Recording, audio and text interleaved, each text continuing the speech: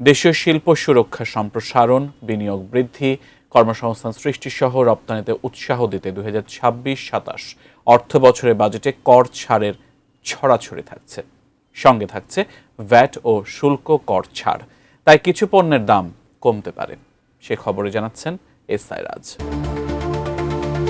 আগামী 11 জুন বিকেল ৩টায় জাতীয় সংসদে উপস্থাপিত হতে যাচ্ছে 2026-27 অর্থবছরের জাতীয় বাজেট। প্রধানমন্ত্রী তারেক রহমানের নেতৃত্বাধীন সরকারের প্রথম এই বাজেটটি পেশ করবেন অর্থমন্ত্রী আমির খসরু মাহমুদ চৌধুরী। পাশ হলে এটি হবে দেশের ৫৫তম বাজেট।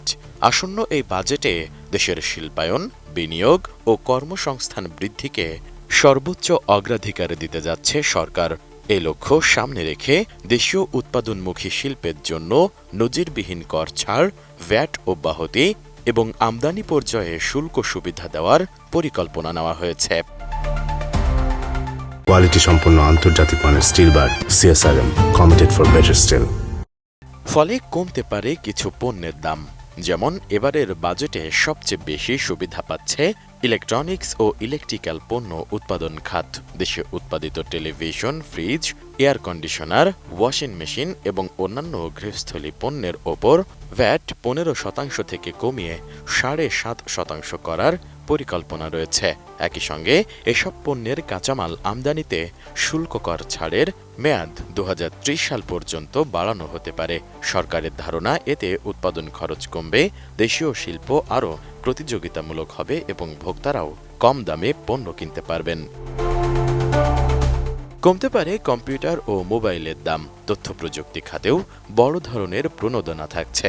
দেশে উৎপাদিত ল্যাপটপ, কম্পিউটার, মনিটর ও মোবাইল ফোনের ভ্যাট অব্যাহতির সুবিধা আরও কয়েক বছর বাড়ানো হতে পারে। এছাড়া কম্পিউটার যন্ত্রাংশ, প্রিন্টার, ফ্ল্যাশ মেমোরি ও মনিটর উৎপাদনে ব্যবহৃত কাঁচামালের ওপর অগ্রিম কর কমানো হচ্ছে। মোবাইল ফোন উৎপাদনকারী প্রতিষ্ঠানের 22 ধরনের কাঁচামাল আমদানিতেও কর হার উল্লেখযোগ্যভাবে কমানোর প্রস্তাব রয়েছে। বাজেটে স্বাস্থ্য খাতেও কিছু ইতিবাচক উদ্যোগ থাকছে। ওষুধ তৈরির 68 ধরনের কাঁচামালের ওপর সম্পূরক শুল্ক প্রত্যাহার করা হতে পারে। পাশাপাশি হার্টের রিং, চোখের লেন্স ও ক্যান্সারের সবকটি জীবন রক্ষাকারী ওষুধ আমদানিতে ভ্যাট ও কর রেয়াতের প্রস্তাব রয়েছে। এতে চিকিৎসা ব্যয় কিছুটা কমতে পারে বলে আশা করা হচ্ছে। বিশেষ করে হৃদরোগ, ক্যান্সার ও কিডনি রোগীদের জন্য এটি বড় ধরনের স্বস্তি বয়ে আনতে পারে। এছাড়া নিত্যপণ্যে কর কমিয়ে মূল্যস্ফীতি নিয়ন্ত্রণের চেষ্টা করবে সরকার। মূল্যস্ফীতির চাপ কমাতে ধান, চাল, গম, ডাল, আলু, পেঁয়াজ, রসুন, মাছ, মাংস, চিনি, ভোজ্য তেল সহ প্রায় 60টি নিত্য প্রয়োজনীয় পণ্যের উৎসে কর কমানোর পরিকল্পনা করা হয়েছে।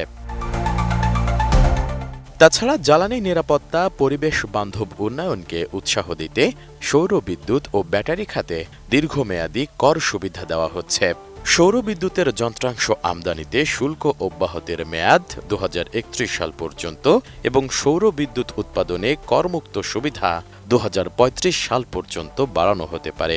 একই সঙ্গে পরিবেশ বান্ধব ব্যাটারি উৎপাদনেও কর ছাড় অব্যাহত থাকবে। পাশাপাশি পরিবেশ বান্ধব যানবাহনের ব্যবহার বাড়াতে ইলেকট্রনিক গাড়ি ও ই-বাইক উৎপাদনে বিশেষ কর সুবিধা দেওয়া হচ্ছে। হাইব্রিড গাড়ি আমদানিতে নিয়ন্ত্রণমূলক শুল্ক প্রত্যাহারের চিন্তা করছে সরকার। বাজেটে কন্টেন্ট ক্রিয়েটরদের জন্যও রয়েছে বড় সুখবর। ডিজিটাল অর্থনীতির বিকাশে কন্টেন্ট ক্রিয়েটরদের ওপর থাকা 7.5% ভ্যাট এবং 7% আয়কর সম্পূর্ণ প্রত্যাহারের প্রস্তাব বিবেচনা করা হচ্ছে। এটি বাস্তবায়িত হলে ইউটিউবার, ভিডিও কন্টেন্ট নির্মাতা এবং অনলাইন সৃজনশীল পেশাজীবীরা সরাসরি উপকৃত হবেন। সেই সাথে স্বর্ণালংকারের দামও কমতে পারে। স্বর্ণ বিক্রিতে বর্তমানে শতাংশ ভিত্তিক ভ্যাটের পরিবর্তে নির্দিষ্ট পরিমাণ ভ্যাট আরোপের প্রস্তাব রয়েছে। এতে ভরি প্রতি স্বর্ণে ভ্যাটের পরিমাণ উল্লেখযোগ্যভাবে কমে আসবে। তবে এসব সুফল কতটা ভোক্তার কাছে পৌঁছাবে তা নির্ভর করবে বাজার ব্যবস্থা ও ব্যবসায়ীদের আচরণের ওপর। এসআই রাজ, এটিএন নিউজ।